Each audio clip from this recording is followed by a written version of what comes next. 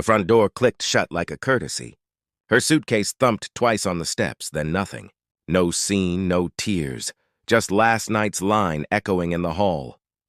I need to find myself, Mark. She'd scheduled the whole pilgrimage, journals, silent beaches, a yoga retreat on my dime. I didn't argue. I made her breakfast, carried her bags, and watched the last glint of her wedding ring disappear into a rideshare door. For months, the house kept its routines but lost its echo. The kettle still sang at 7. The reply was only air. I kept setting out 2 mugs by muscle memory. Colleagues stopped asking about her when I stopped flinching at her name. Then I met Emily. Not fireworks, quiet warmth. She moved through the rooms as if the walls had always been shaped for her. She never talked about finding herself. She simply was herself. 6 months later, a postcard arrived with no return address. Hope you found peace. I'm coming home soon. I slid it into the drawer beside the spare keys she'd abandoned. A year to the week, 3 unsure knocks. I opened the door. Sunburned, thinner, the same searching eyes. You look different, she said. Emily stepped in from the kitchen in one of my shirts, handed me a mug, and leaned on the doorframe. My ex's gaze fell to Emily's hand on my forearm. Her mouth trembled once. You replaced me? No, I said. I stopped waiting for someone who didn't want to be found. Close the door, please, I told Emily. The latch caught. On the porch, my ex stood very still, rain gathering on her suitcase handle like a clock filling with seconds. Finally, she turned and walked away. She called twice, then from a new number. I didn't answer. One night she left a voicemail, voice brittle with fatigue. I thought I needed more. I was wrong. I thought you'd wait. I filed it with the postcard, a drawer for ghosts. Emily never interrogated the past. She planted herbs, laughed in the kitchen, and helped me fix the shed my ex always meant to get to. Silence became full instead of empty. Then a text, I'm in town. Please talk to me. I showed Emily. She studied the screen and said, do what you need, but don't let her take your peace. We met at the River Cafe, the same table where she once said she needed space. She twisted the silver bracelet I'd given her years ago. You look stronger, she offered. You learn to breathe when no one's rationing your air.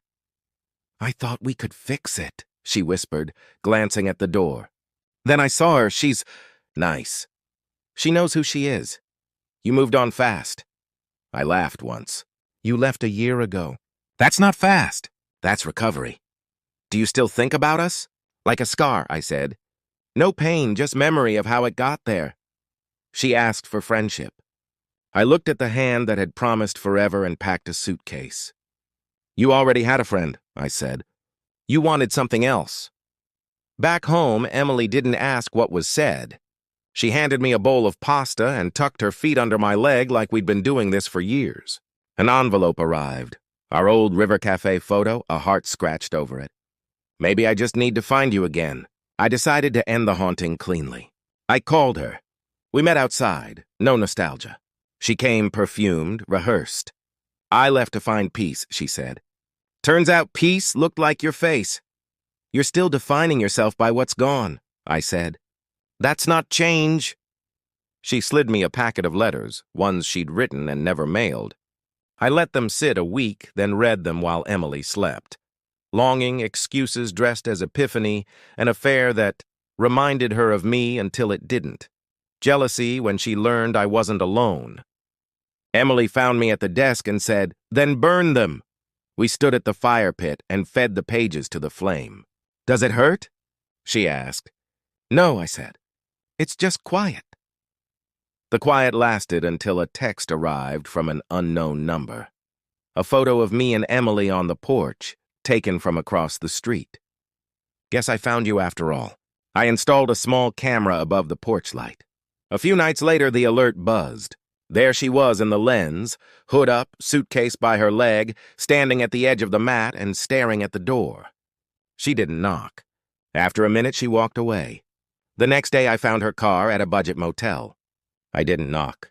I left an envelope on the windshield, a still from the footage, her under our light, and 2 words on the back, don't return. She watched us through a restaurant window that week. Emily noticed, squeezed my hand, and kept telling me about her day. In the morning, a note on my truck, you said you loved me once. Did that mean nothing? I called. Her voice was threads. How did you stop caring so easily? I didn't, I said. You just ran out of places in my life.